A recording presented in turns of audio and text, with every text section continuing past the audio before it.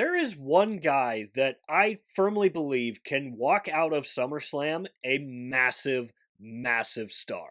And that person is Solo Sikoa. Now, Solo has been getting a lot of talk online as of late with his amazing work that he has done in this six-man tag match storyline. This version of Solo Sikoa is pretty new, considering he spent half of his time on the main roster not really saying a single word and just being the big menacing dude of the original bloodline. But his entire journey has led him to this spot, and we're starting to see what Solo Sikoa can truly do if WWE decides to keep him on his own and wants to keep him as a babyface. So obviously in this video we're going to be talking all about Solo Sikoa and what could happen for him after this six-man tag match at SummerSlam. We're going to be looking at a couple different scenarios. One being if he decides to stay on his own or if he decides to rejoin the bloodline. But real quickly, before we get too far ahead in the video, I want to say that if you are a WWE fan, consider subscribing to this YouTube channel.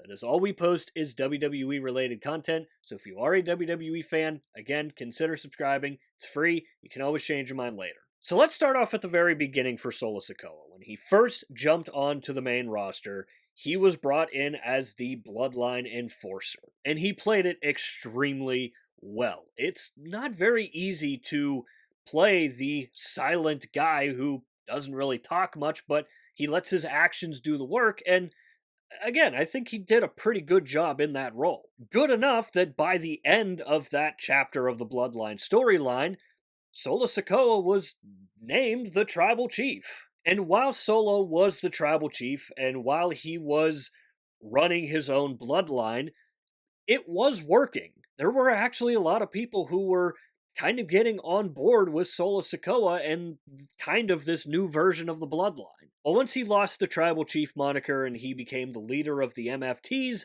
things started to go a little bit south. Because by the tail end of his tenure as the tribal chief, we started to see what he could do with his comedic timing and just his overall awareness for certain storylines and where to interject himself into a promo, stuff like that, little stuff that was starting to really get him over. My biggest thing with the MFTs was I just don't think anyone took him serious. They were running around with that goofy face paint and it just was not working. You could tell it wasn't working. And Solo was starting to kind of fall back into irrelevancy. And especially when we were getting that never ending story between the MFTs and the Wyatt Six for the Lantern. That story felt like it took the entire Attitude Era to tell and get done with.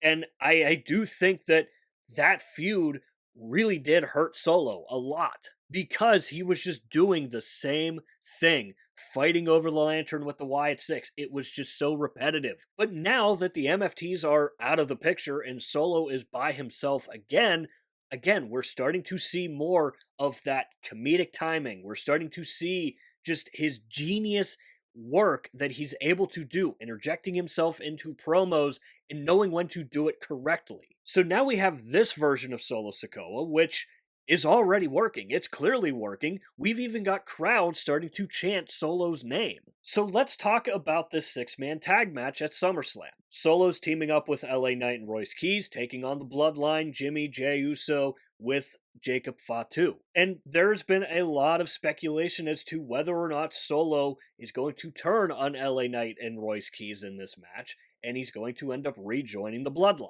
So let's start off by talking about him possibly joining the Bloodline. I actually don't think that it is necessarily the worst idea. Because quite honestly, I think the Bloodline needs someone like Solo Sikoa right now. And look, let's be honest here. Jey Uso's charisma that we saw start poking through in the first run of the Bloodline storyline, and that led him to becoming main event Jey Uso.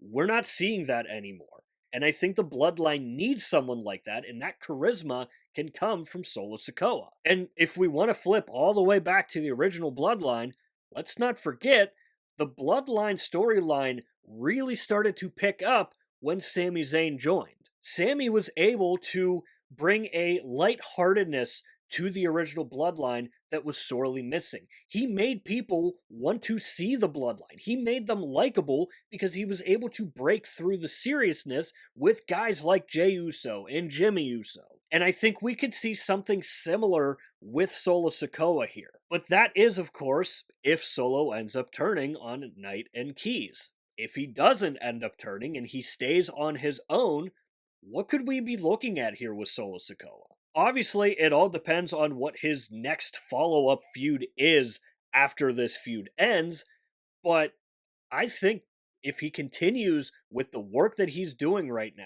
and the amazing promo work that he's able to do right now, if he continues this, I don't think something like a Money in the Bank win is that far out of reach for Solo. And there have been rumors about WWE higher ups being very, very happy with Solo's work as of late. So maybe that's a sign of bigger things to come with Solo Sikoa. However, we do know that WWE does have a tendency to not push the guys that get over on their own. Shoot, look at one of the guys that he's teaming with at SummerSlam in LA Knight. LA Knight got over on his own, and he still hasn't gotten that major title win. He hasn't gotten that major win like a Money in the Bank, even. So it's not a guarantee that if Solo does continue this work on his own, it's no guarantee that he ends up getting to a bigger place from the WWE. And the one real negative, if he does end up going on his own, is maybe he's not going to be featured as much because let's be honest, WWE is kind of back to the bloodline running the show type of thing. As of late, we've been getting a lot of bloodline stuff, and we've gotten a lot of bloodline heavy episodes of Monday Night Raw, but that could be a good thing for Solo if he ends up turning and rejoining the bloodline. And I don't know whether you would call it a heel turn or a face turn because I don't really know what the bloodline is. I don't know if they're the bad guys or the good guys or not. I think WWE might be trying to make them into the bad guys in this story, but I honestly don't know. And if they are trying it, they're not doing a very good job at it because you still got Jey Uso yeeting around the place. So I really don't know if you'd be able to call it a heel turn or a face turn because let's be honest, Solo is already a heel, and I don't think the bloodline are technically heels. So I could really see this going either way. And honestly, as for which one I would rather see, I'd rather see him go on his own. I want to continue seeing this version of Solo Sikoa. I want to see what he's able to do next in a different feud. And I want to see if this momentum can propel him to possibly a Money in the Bank win. And this is where I want to hear from you guys. Let me know down below in the comment section your thoughts on Solo Sikoa's work as of late, and also let me know what you would rather see next from Solo. Do you want to see him continue this work on his own, or do you want him to rejoin the bloodline? Again, in my mind, if he ends up rejoining the bloodline, I don't think it would be the end of the world. I actually think it would benefit the bloodline a little bit more, and it would give him probably a lot more screen time as opposed to him going out on his own. But I do want to see him on his own still. I want to see him in a different feud and how that goes, and if he can continue and build on this momentum that he's got. So, of course, don't forget to leave all of your thoughts and opinions down below in the comment section. And while you're down there, swing by the description and click the Linktree link.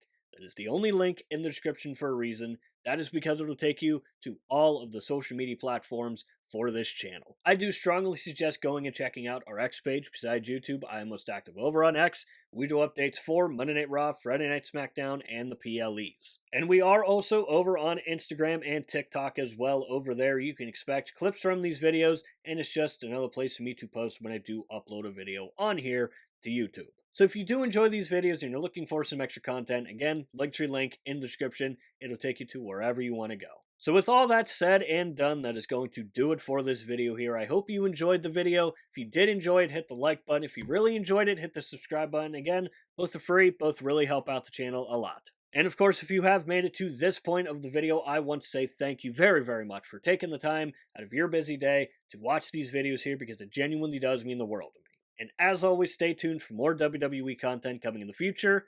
We'll see you next time.